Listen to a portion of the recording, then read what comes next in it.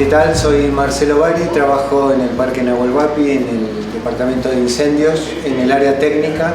Yo soy Paula, trabajo en la Dirección Regional Patagonia Norte. Bueno, mi nombre es Tomás Kitzberger, yo soy investigador del CONICET, en el Instituto de Biodiversidad y Medio Ambiente. ¿Qué tal? Soy Juan Gouda, colaborador de Tommy en el INIBIOMA, en el grupo de dinámica de bosques. Mi nombre es Anabela Carp, estoy trabajando en el Parque Nacional Nahuel Huapi, en el área forestal. Y estamos hoy en Ecos del Parque contando un poco la experiencia del trabajo de los equipos técnicos en el manejo de fuego y en la evaluación de los incendios forestales. Se formó un equipo técnico para dar apoyo al combate al inicio del incendio, el equipo de Nahuel Huapi, que ya veníamos trabajando en otras tareas relacionadas al manejo de fuego, y durante el incendio buscando información y buscando los datos necesarios para poder poner en la mesa donde se toman decisiones operativas, decisiones de combate, nos fuimos dando cuenta que hay que utilizar distintas herramientas y tener distintas capacidades de usar esas herramientas. Por lo tanto, fuimos involucrando y pidiendo colaboración a distintas personas, a distintas instituciones, y de esa forma se fue logrando un equipo ampliado, técnico, de trabajo, de apoyo a la tarea del parque en el incendio puntual, y que también genera otros productos, otras informaciones, otros análisis que pueden servir al manejo posterior de los incendios, porque en un ambiente propenso a quemarse, en un ambiente donde hay incendios forestales, el organismo que le toca gestionar ese territorio tiene que saber o desarrollar acciones antes, durante y después de los incendios. Hay un montón de acciones que se pueden hacer antes para tratar de determinar qué va a pasar cuando haya un incendio en ese lugar, durante para tratar de predecir el comportamiento y colaborar con el combate, y en las tareas posteriores pueden haber tareas de rehabilitación de áreas, de regeneración, de reconstrucción de sendas de uso público dañadas. Digamos, hay un montón de tareas que requieren de información que se genera mediante el abordaje técnico y haciendo análisis con distintas herramientas que otros compañeros del equipo técnico van a pasar a contar.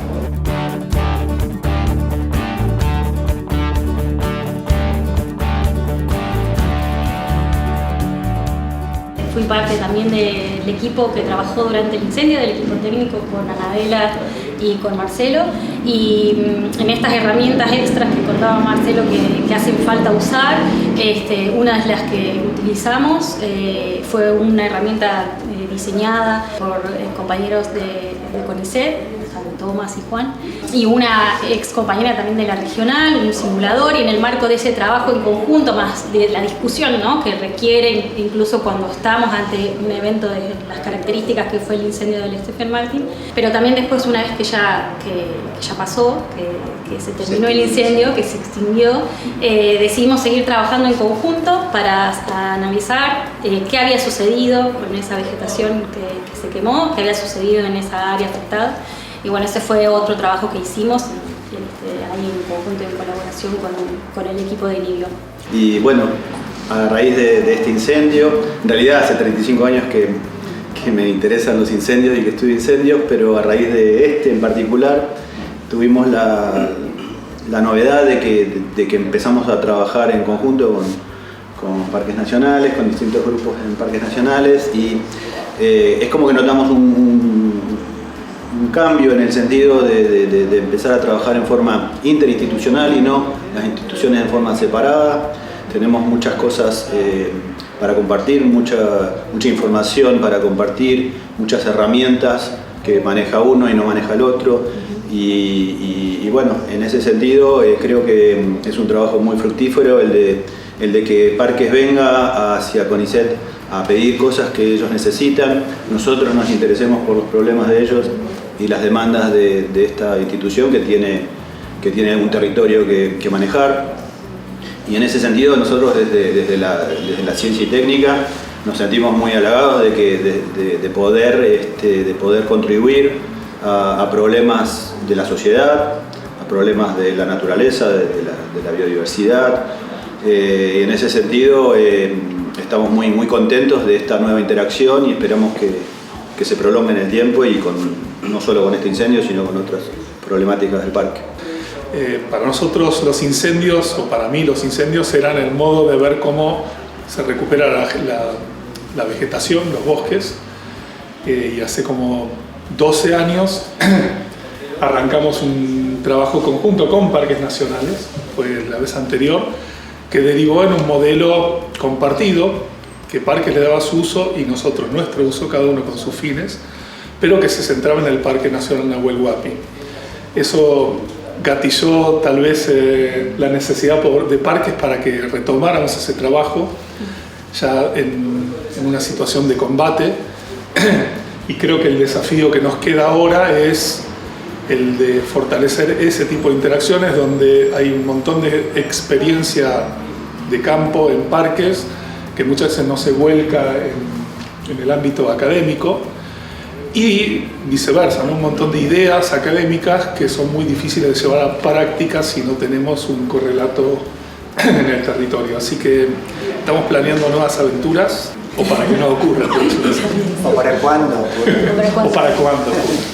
Empecé con el plan de manejo del fuego que estamos llevando adelante con el área técnica del ICE, toda el área de conservación y Paula Presti, que está con nosotros desde la dirección Patagonia.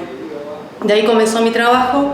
Si bien soy técnica forestal, hago sistema de información geográfica, trabajo en eso, así que estuve prestando servicios en todo lo que fue el incendio, monitoreando, saliendo sobrevuelos, haciendo fotos satelitales, fotos aéreas, perdón, y con lo cual fuimos reconstruyendo los polígonos día a día para los reportes y para las tareas de campo en el incendio.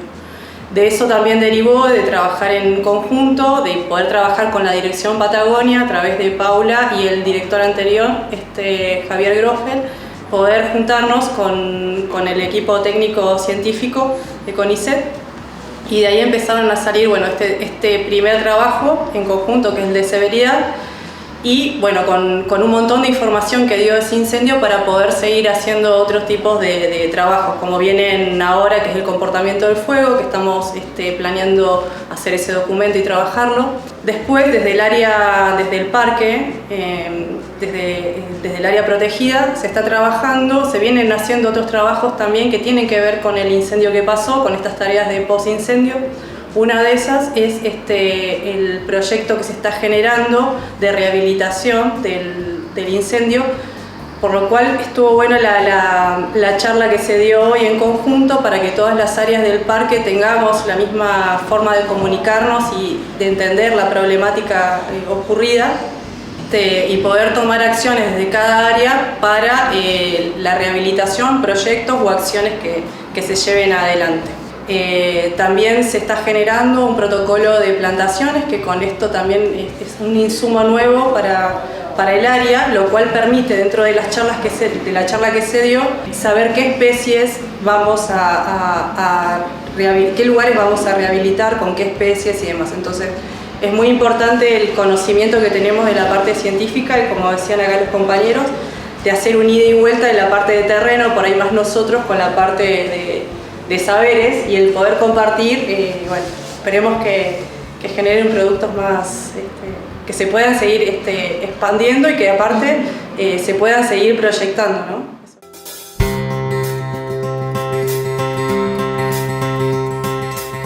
Bueno, vamos a empezar dando un contexto, hablando un poco sobre algunas generalidades del incendio, y después pasamos a la presentación puntual del trabajo de severidad, que el informe ya circuló, muchos de ustedes ya lo pudieron leer. Como todos saben, este fue un incendio de primavera con una tormenta. Este incendio arrancó con una tormenta de rayos bastante importante, que duró poco tiempo, duró 2 horas nomás, pero abarcó toda el área de Nahuel Huapi y dejó en esta zona 4 focos, pero en Bariloche dejó un incendio también que estuvo muy contenido por la lluvia, porque acá llovió más. La ocurrencia de rayos es bastante habitual. Hay historia de ocurrencia de rayos en el bosque andino patagónico, y hay un ejemplo, es en ese mismo lugar una lenga impactada por rayo encontrada. La cicatriz que deja es muy característica, la cicatrización que hacen las plantas vivas también es muy característica, y se puede ver en todo el bosque andino patagónico, dependiendo de las especies, es más fácil. La lenga suele tener el fuste limpio, entonces es más fácil verlo, en un coihue por ahí es más difícil. En las primeras recorridas y hablando con Javi, con el guardaparque de la seccional, vimos este incendio, este esqueleto de un incendio viejo, ¿no? Lo vimos en función de cómo se ve la marca del fuego en todo el bosque andino patagónico, ¿no? Este es un ambiente modelado por el fuego y uno puede ver cómo está recortado entre el coihue ciprés y la lenga arriba, toda la franja arbustiva esa que tiene forma de incendio, y uno, es más, puede ver por qué tiene esa forma, no que lo causó, pero sí que lo condujo a un incendio viejo, ¿no? Y en este caso, después de la recorrida esa por lago, viendo las laderas, nos fuimos a imágenes, y en las imágenes está bien, se nota bien la forma del incendio viejo, ¿no? Yo le pusimos en ese momento 110, pero no sabíamos bien. Creo que fue en 1907, ¿no? Después vos lo dataste bien. Como todo el bosque andino patagónico, este valle tiene historia de rayos y tiene historia de incendios antiguos. Por ser un área de un uso restringido, la zona donde inició y hacia el oeste es un área intangible. Está muy impactado por ganado asilvestrado, pero no hay otras actividades que impliquen que baje la carga de combustible, por lo tanto estas fotos son de una recorrida antes que llegue el incendio al fondo del Martín, ¿no? Como pueden ver, debajo de las copas verdes el suelo es gris de material muerto, seco, tirado en el piso, ¿no? Ese de amarillo que está ahí soy yo, parado arriba de un coihue. Esa es la vegetación que hay en ese lugar. Ese tipo de matriz, ¿no? De un bosque grande, coihue ciprés, muy grande, con árboles muy añosos. Y bueno, restos de floración de caña de hace 10 años, creo, y no volvieron a salir cañas verdes, y están todas esto gris que hay tirado en el piso es caña muerta, florecida hace 10 años, ¿no? Ese es el ambiente donde ocurrió este incendio. Entonces, en líneas generales, en un incendio de que llevó el tiempo que llevó este incendio y el tamaño que tiene, se vieron varias formas, varios comportamientos distintos en este incendio, ¿no?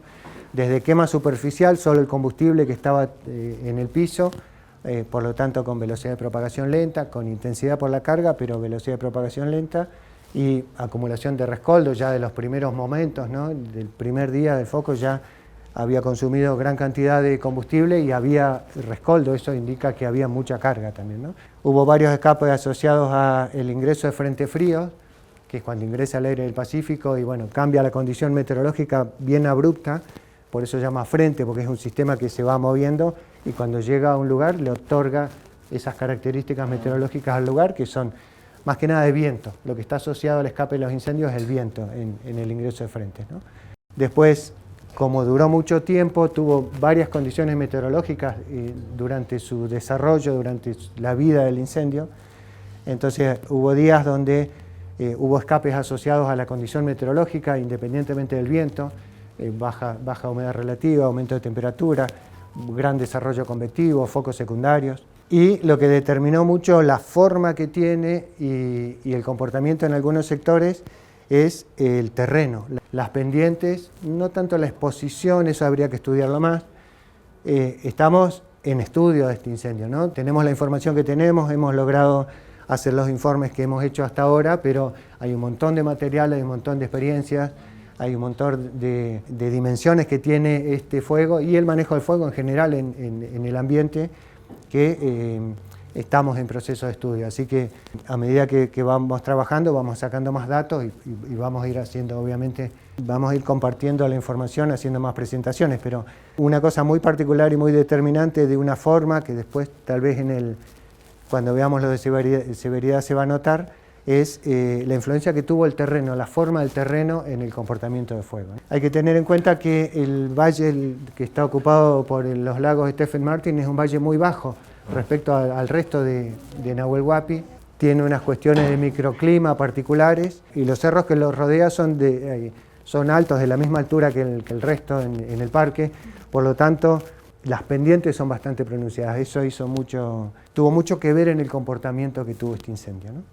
Esta cronología es para ver cómo en el tiempo fue variando un poco la forma. Casi todos los primeros mapas están en la misma escala de mapa y eso en amarillo es el borde que pudimos obtener del incendio.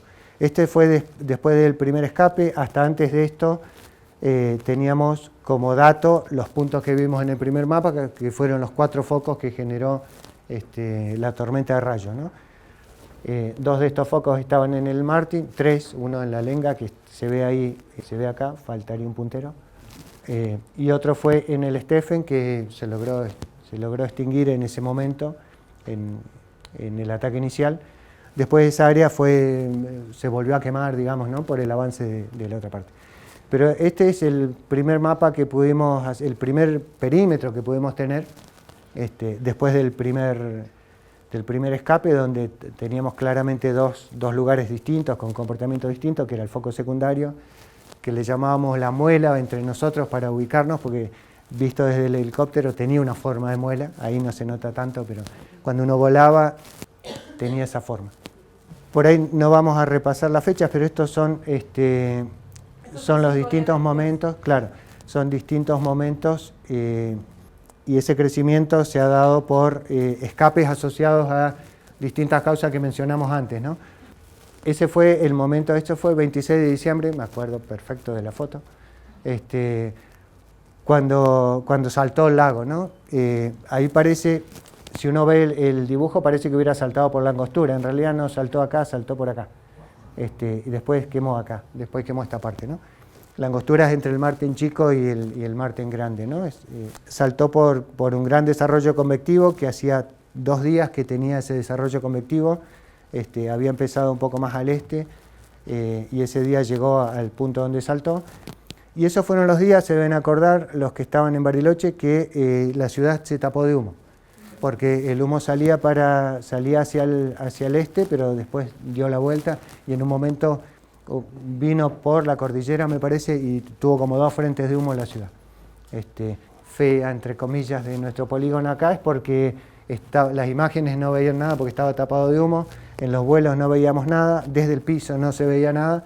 Entonces esa parte, ese justo este mapa creo que lo dibujamos con los focos de calor de MODIS, que no son muy precisos, así que la calidad del dato que vos tenés te modifica la forma. Acto seguido, varios días después, cuando pudimos obtener mejor información, mejores sobrevuelos, volábamos, sacábamos fotos, después nos sentábamos mirando las fotos, mirando el accidente geográfico y dibujando, ¿no? Eso es donde no se podía llegar. En los lugares que estaban los compañeros trabajando por el borde, usábamos track de GPS. Cuando había una buena imagen Sentinel sin nube, se corregía con imagen Sentinel. Digamos, esos eran los métodos que usamos para hacer el polígono del incendio. Bueno, en este mapa, este es del 14 de enero, había pasado antes, ahí ya se nos fue del parque. La línea verde es el límite de Nahuel Huapi con la provincia de Río Negro, que coincide con el río Villegas acá y con el Manso abajo. Y bueno, esta parte es el Cerro Áspero, del otro lado del río Villegas, que ya pasó a la provincia de Río Negro. Cercano a esta fecha fue el avance hacia el este del incendio. Se ancló en el Cerro Áspero. Después estamos al 2 de febrero. Desde esta fecha hasta el final de la temporada, hasta que se lo declaró extinguido, la actividad del incendio siguió, bueno, adentro, en algunos bordes, pero sobre todo hacia el oeste. Y esto es lo que mencionaba hoy, que particularmente le otorgó las características de comportamiento esta ladera. La rugosidad del terreno, la carga, y siguió avanzando hacia el oeste hasta que se lo declaró extinguido, ¿no?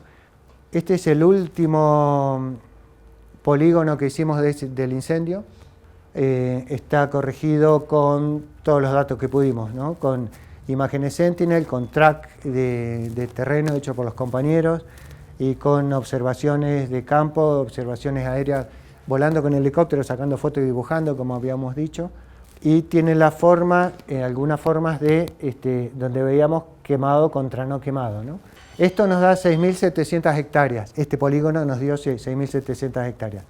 Después teníamos algunas partes que no las habíamos caminado, pero las habíamos visto desde el lago, donde de lejos se ven verdes, pero cuando las veíamos a nivel del lago se veía que había actividad de fuego debajo y no lo pudimos comprobar. Entonces hicimos unas partes que suponíamos que estaban parcial quemados, porque no los habíamos podido comprobar, y es una tarea post incendio ver bien cómo quedó la forma en los lugares que podemos verlo, ¿no? Entonces, sumando esas áreas parciales quemadas, nos da 7.390 hectáreas, 91, ¿no? Puntualizo sobre el área porque cuando veamos ahora el trabajo de severidad, vamos a ver que el área es distinta. El área del polígono, sumando todas las categorías de severidad, es distinta. Eso requiere un estudio posterior hasta que, si decidimos revisar el borde del incendio para determinar, oficializar un área y decir el incendio Stephen Martin para el parque Nahuel Huapi mide tanto, hay que hacer algún plan para ver con qué método volvemos a revisar. Pero lo que mencionaba hoy, la diferencia de forma te la puede dar la calidad de datos, ¿no?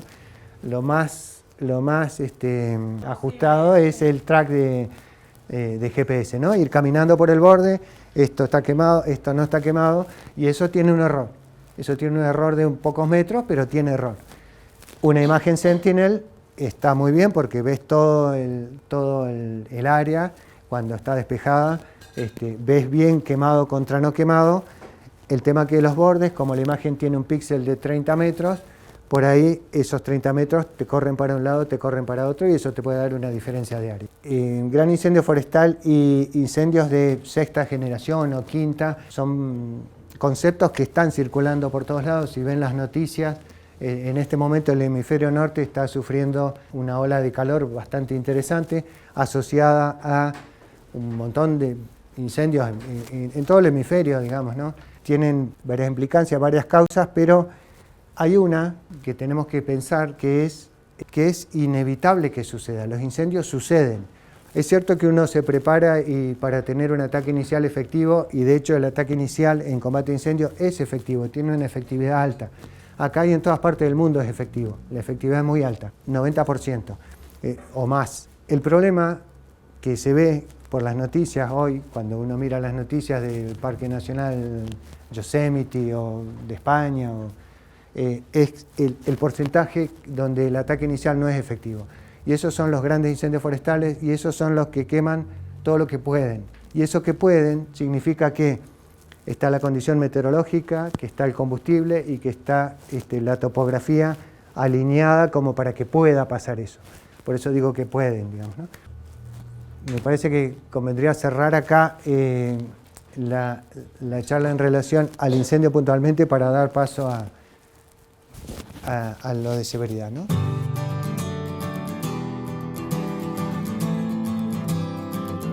Este informe, que tengo entendido que ya circuló por todas las áreas, es un relevamiento de la severidad, o sea, del efecto del fuego sobre la vegetación, solo satelital, ¿no? Por eso dice relevamiento satelital. ¿Por qué? Porque tiene una parte, esta metodología también, que es de validación a campo, ¿no? Entonces uno va al campo y además de lo que ve la imagen, después capaz que Tomás lo puede contar, se suma, ¿no? Como una validación de que lo que te estaba mostrando el satélite es realmente lo que sucedió en el terreno. Este trabajo es como un primer pantallazo, ¿no? Entonces es usando imágenes satelitales. Acá están todas las personitas que trabajamos en esto, y es un equipo multidisciplinario, es un trabajo muy interesante en conjunto entre parques y CONICET, es algo que está bueno que suceda. Se aprende mucho de los dos lados. Empezamos a trabajar en realidad durante el incendio. Bueno, está Juan, ¿dónde está Juan Gouda? Acá está Juan también. No sé si se acuerdan de Mónica Mermós, que trabajaba en la regional también. Bueno, hace un par de años ellos desarrollaron un simulador de propagación de incendios, y durante este incendio lo pusimos un poco a práctica, ¿no? Es experimental todavía, pero empezamos trabajando con eso, viendo cómo avanzaba el fuego, tomando distintos puntos. Hicimos ese trabajo en conjunto primero. Esto está interesante, sí, me gustaba la idea de mostrárselo. Esto es un registro de todos los rayos que hubo ese día, ese 7 de diciembre. Esto lo detecta todo un sistema que hay nacional que se puede ver desde una plataforma que se llama Georrayos, y esto es un recuadro del área, ¿no?, afectada, y estos son todo lo amarillito, son rayos detectados. De todos esos rayos detectados, 4 iniciaron focos de incendios, ¿sí? Ese es cuando el operador detectó el primer foco en el fondo del Martín.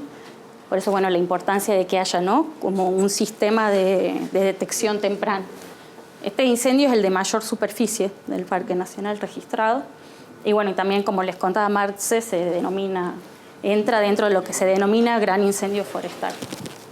Bueno, el objetivo de este trabajo es hacer esto, como les comentaba, ¿no?, realizar un análisis temprano del grado de afectación de la vegetación por parte de este incendio, utilizando sensores remotos. Una de las cosas que les vamos a mostrar y lo que hicimos en este primer trabajo es estimar el área de afectación y la severidad total. Después Tomás les va a mostrar la severidad total y también por unidades de vegetación, ¿sí?, por tipo forestal. Después, otra cosa muy interesante que se hizo fue analizar posibles trayectorias de qué va a pasar de acuerdo a las distintas severidades que se detectaron, qué va a pasar con esos tipos forestales, ¿no?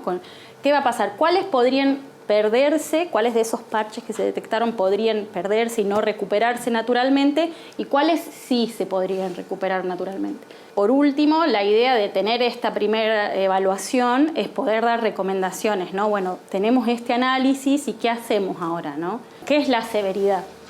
O cómo se la puede definir. Si bien hay distintos tipos de definiciones, las podemos reducir en esto, ¿no?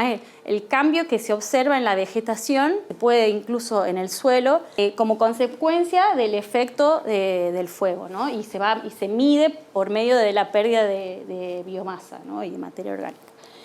Diferenciar entre restauración y rehabilitación, dos conceptos distintos, pero también dos marcos de trabajos distintos, ¿no? O sea, la restauración es el proceso de asistir en la recuperación y en el restablecimiento de la estructura y del funcionamiento de un ecosistema que sufrió alguna modificación, ¿no? Y en rehabilitación son acciones tendientes a mejorar funciones del ecosistema, ¿sí?, no a restaurar exactamente lo que estaba antes, sino más bien apuntando a procesos ecológicos. Bueno, primero quería agradecer que nos hayan invitado desde Parques a este tipo de trabajos que nosotros consideramos que tienen que hacerse de forma interdisciplinaria e interinstitucional porque es la única forma de hacerlo bien. Creo que la complementación de distintas instituciones es fundamental en este tipo de esfuerzos de cuestiones tan complejas como son el tema de incendios forestales, ¿no?, y en otros temas también.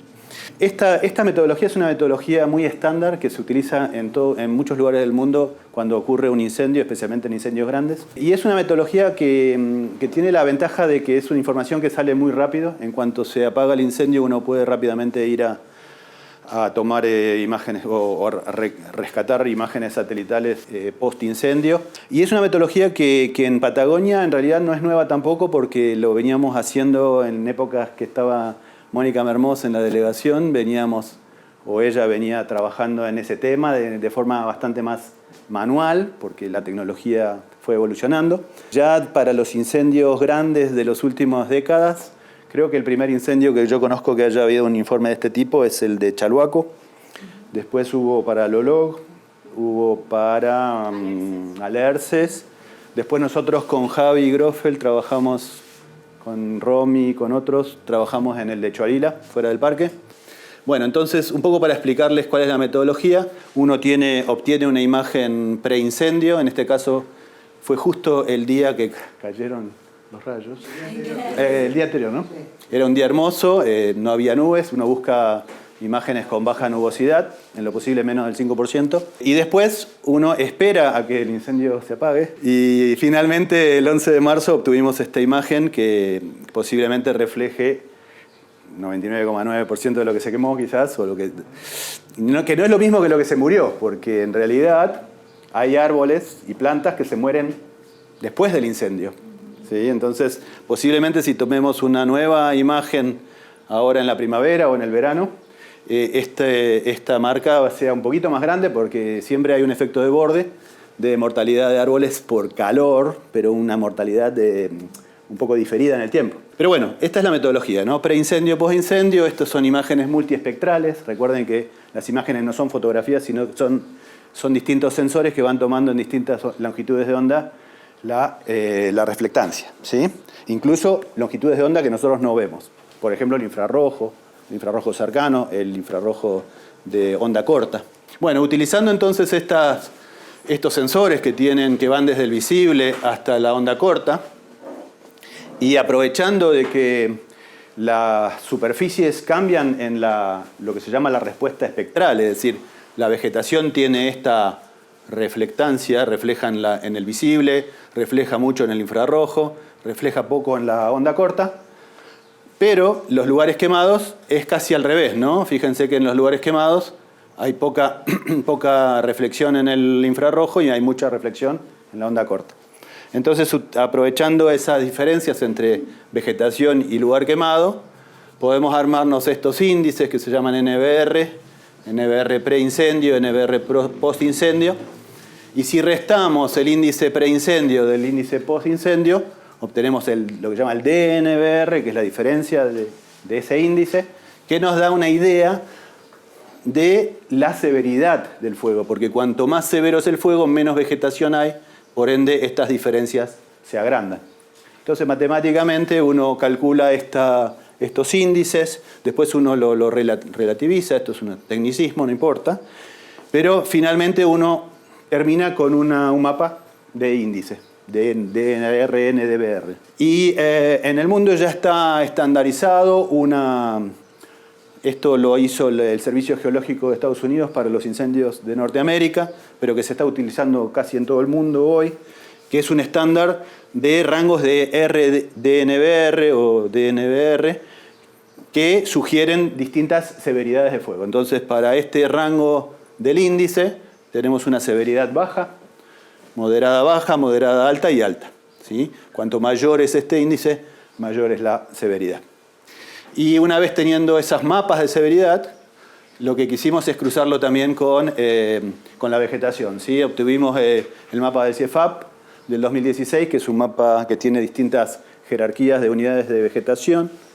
Utilizamos la jerarquía 2 de la vegetación, que divide, ahora van a ver los tipos de vegetación que dividen el territorio, pero básicamente tenemos bosques de coihue, bosques mixtos de coihue y ciprés, bosques de ciprés, matorrales, vegetación altoandina y demás, distintos tipos de matorrales y mallines. Bueno, y luego, una de las cosas que comentaba Paula es, hicimos algo que se va un poquito de lo estándar, y es tratar de estimar cuáles son las áreas, en base a la severidad encontrada, cuáles son las áreas en donde uno esperaría regeneración natural y áreas donde no esperaría regeneración natural.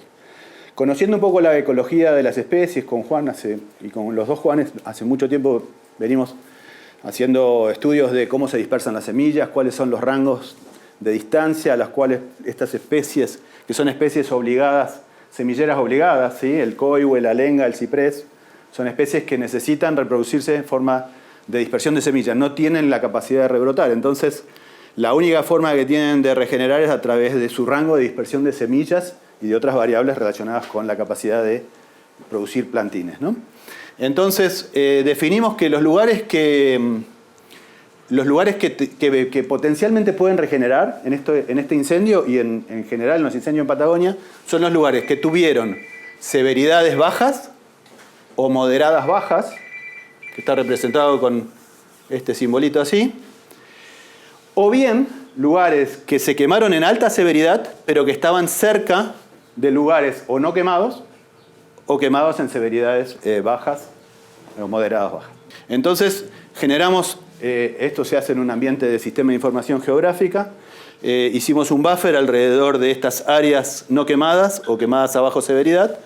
Entonces se generaban como estos cinturones que a veces los vemos en la naturaleza, especialmente en bosque de lenga se ve la regeneración de incendios antiguos en forma de franjas.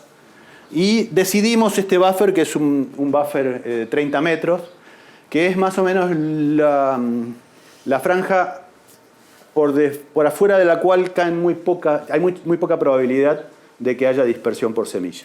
Así como hicimos los lugares de regeneración potencial, también definimos los lugares de pérdida potencial, es decir, pérdida de bosque, conversión de bosque a otro ecosistema, matorral, pastizal. que es lo que vemos en el paisaje. Muchísimos de nuestros matorrales y pastizales que vemos son producto de incendios viejos, ¿sí? Entonces, sabemos que hay muchos lugares que se queman y que nunca, naturalmente, la vegetación puede regenerar, ¿sí?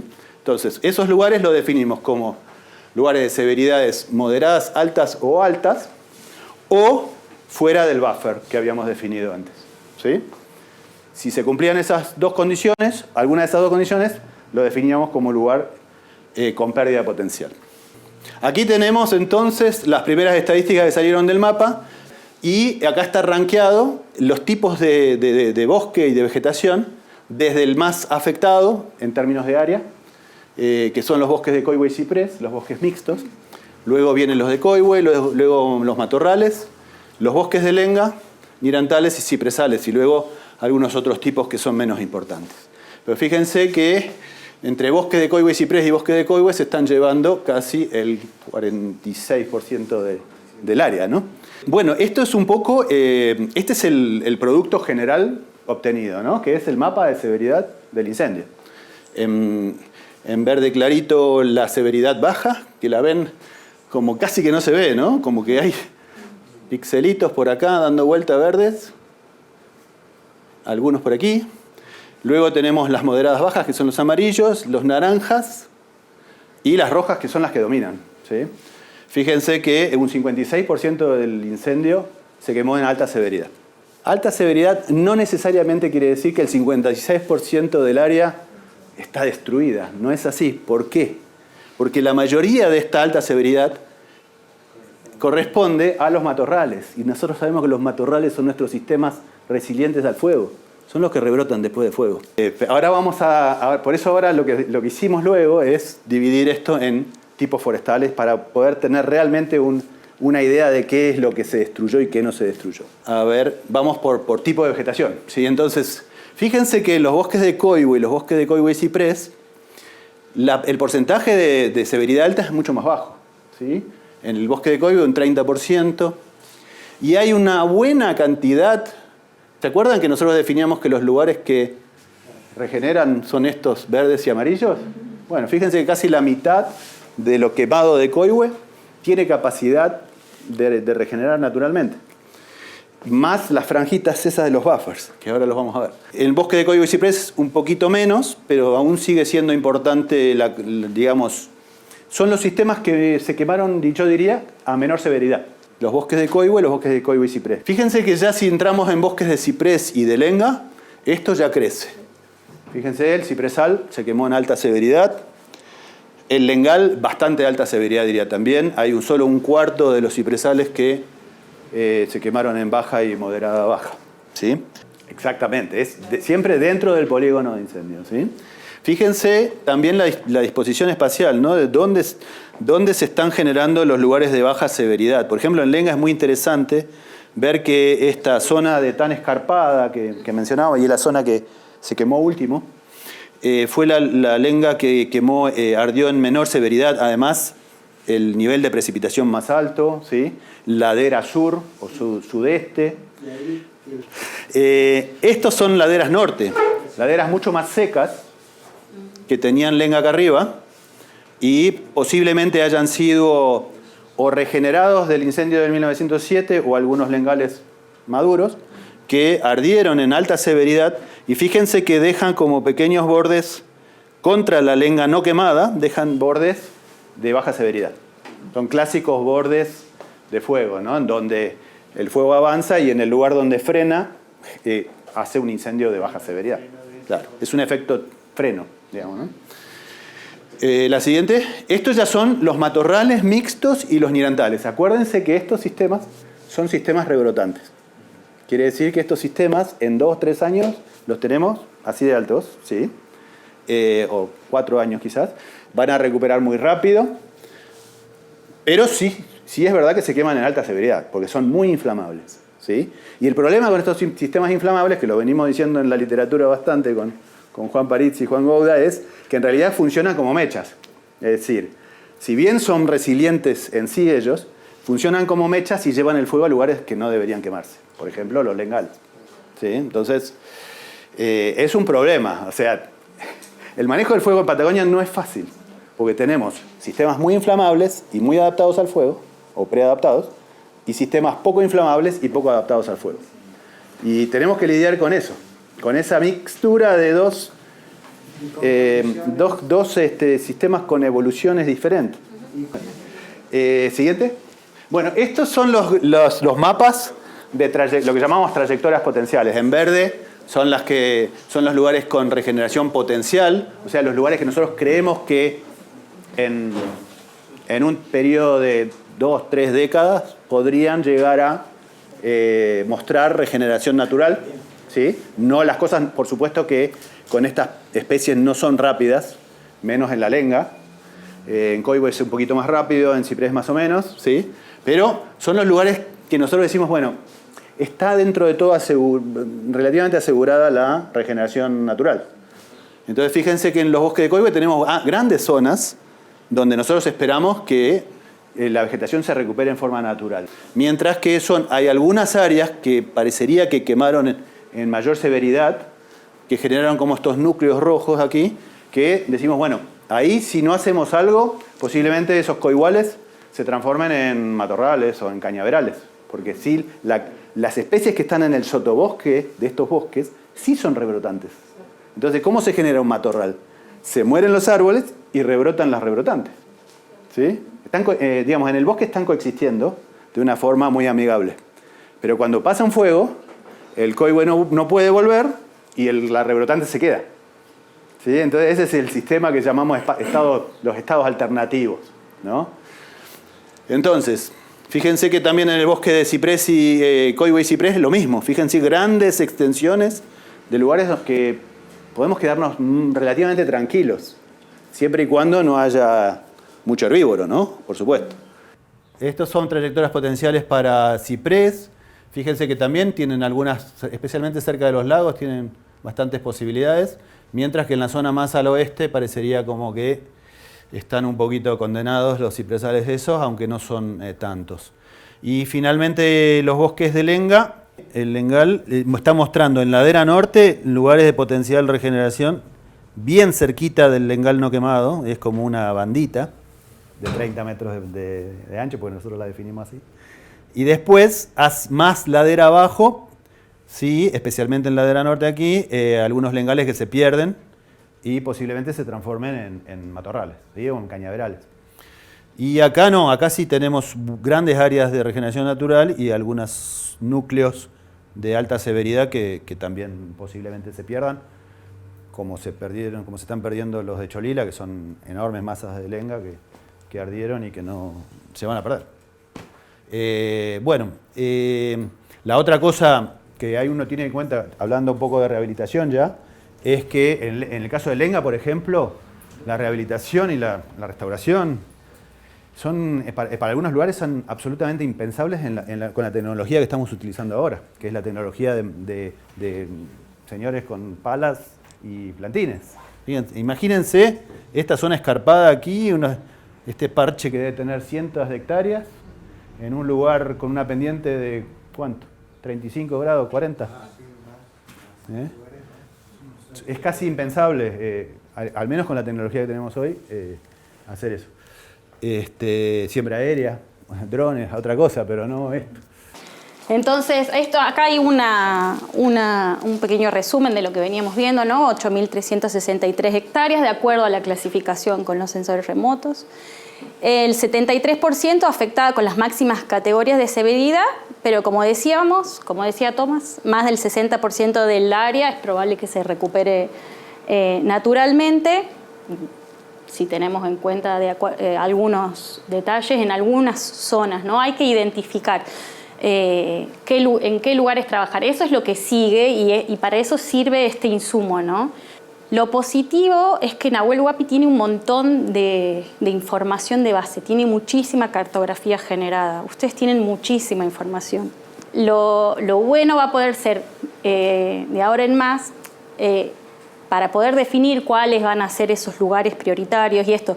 Podemos ir a El Lengal, ese parche que estaba todo rojo, pero con una pendiente así, como decía Tomás, hacer algo ahí. Bueno, Entonces, mezclar este insumo con otras capas, ¿no? Las capas de uso público, las capas de dónde está la actividad de los pobladores, dónde están los baguales, dónde está la actividad del turismo, de dónde se saca madera, de dónde se saca leña, de dónde se debería sacar, ¿no? Me estoy yendo fuera de lo que está listado acá, pero es como un resumen general de hacia dónde hay que discutir, ¿no? Estas áreas de esto es foto de lenga tuya, de un lengal, ¿no? Cómo quedó afectado, este es uno de los sectores. Y esto es una foto que sacamos. ¿Eso es en la huella andina? Sí, caminando por la zona de huella andina, y eso lo caminamos a principios de febrero. Es un punto clave al momento de tomar la decisión y de hacer el diseño de qué es lo que se va a hacer. Hacerlo también en conjunto con la gente del lugar, eso es súper importante, que formen parte del proceso, elegir cuáles son los sectores que realmente es factible hacerlo, ¿no? Para que ese acuerdo perdure en el tiempo y sea lógico para ambas partes, ¿no?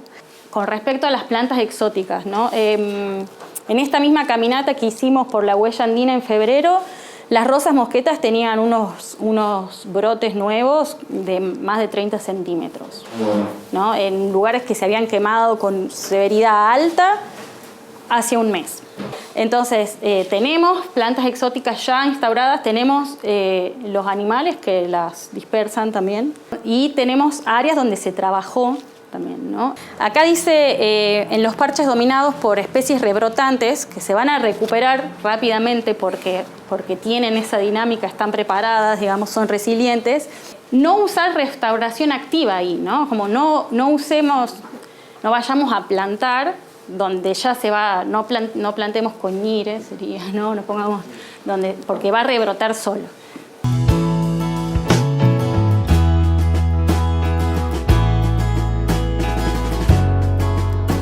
No es algo a lo que vamos a poder escapar, es algo que es parte de una dinámica. Lo que tenemos que entender, y es a lo que nos dedicamos, es primero si podemos hacer algo para controlarlos o manejarlos de cierto modo, cosa que nos parece como un gran desafío. Las especies tienen sus adaptaciones al fuego, tienen sus formas de regenerar. Estamos viviendo tiempos de cambios muy fuertes desde el punto de vista climático, y tenemos que estar preparados para los escenarios que nos esperan climáticos futuros, que no son muy alentadores desde el punto de vista de la propensión a quemarse de los combustibles. Pero sabemos que cada incendio quema diferente. En este caso hemos encontrado que casi la mitad del incendio quemó en una situación que le permite su regeneración, de modo que tenemos que realmente hacer esfuerzos para poder empezar a manejar el sistema vegetación-fuego y minimizar los impactos negativos de estos incendios, y especialmente bajo las condiciones futuras que nos esperan, ¿no? El cambio climático, el aumento de la temperatura global, lo que implica eso, que no necesariamente se va a ver cada verano, pero es que puede haber, o que va a haber en las temporadas de incendio, mayor cantidad de días con peligro de incendio más alto, o mayor cantidad de días con peligro alto. Eso significa que no necesariamente que va a haber más incendios, pero sí que los incendios que haya van a ser de mayor dificultad de control. Vinculado con todo lo que hablamos anterior, si nosotros ya sabemos que el incendio no es tan malo para el bosque y que va a suceder y que sucede de una forma, lo que tenemos que pensar como habitantes de una zona propensa a quemarse es que cuando suceda un incendio va a tomar tales características, puede tomar tales características, por lo tanto preparar lo que está en el camino de ese incendio para que se impacte lo menos posible. Si tenemos una ruta, un gasoducto, una casa, una línea de tensión, tenerla preparada de forma tal que cuando llegue el incendio no se destruya completamente o tenga posibilidades de estar tan dañada ante ese evento. Porque en todo el mundo, y cualquiera que ve televisión, digamos, lo sabe, en todo el mundo en épocas de verano, en todos los ambientes boscosos hay incendios forestales, y es cierto que están ocupando más lugar en las noticias, pero también hay situaciones que se difunden por todo el mundo por lo catastróficas, y son catastróficas porque la población está metida en los sistemas boscosos y en los sistemas que se van a quemar. En algún momento se va a quemar, y si nosotros cada vez vivimos más dentro del bosque, podemos tener cada vez más problemas con los incendios. Entonces, prepararse para eso, pensando en el escenario futuro de cambio climático, digamos, debería ser una tarea que deberían empezar a hacer las instituciones que gestionan territorios donde hay problemática de incendios.